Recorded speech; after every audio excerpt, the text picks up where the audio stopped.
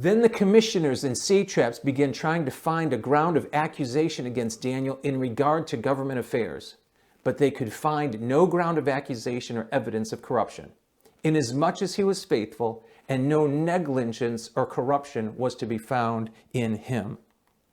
You see, these men are jealous men. They see what Darius is doing. They see Daniel's distinguishing himself. They see that he has an extraordinary spirit. They see the Spirit of God is upon Daniel, and they see that he's about to be raised above them all. Now, they are worldly men. Naturally, that would inspire, that would cause them to have feelings of jealousy, resentment. Who is this? One of the Hebrews, okay? One of the Hebrew captives from Judea. How is it that he's going to be raised above all of us?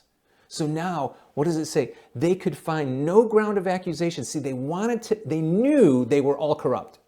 They knew that each one of them had skimmed off the system, that took advantage of their position. And they said, you know what? Let's find out what he did and expose that.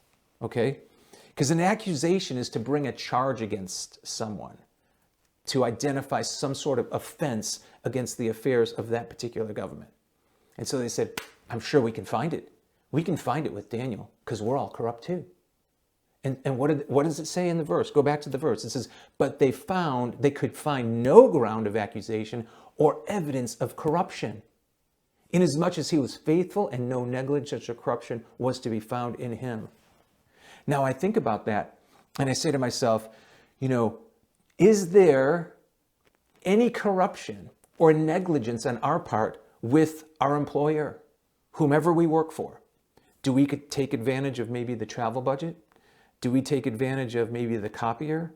What about pens and pencils and paper clips? I'm not being silly here, I'm being realistic. Do we take advantage of our positions in our companies or wherever we may work? Okay?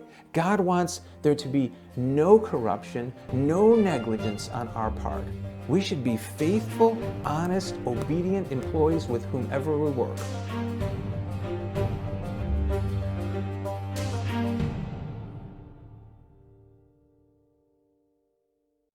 To watch the complete lesson, visit the link below.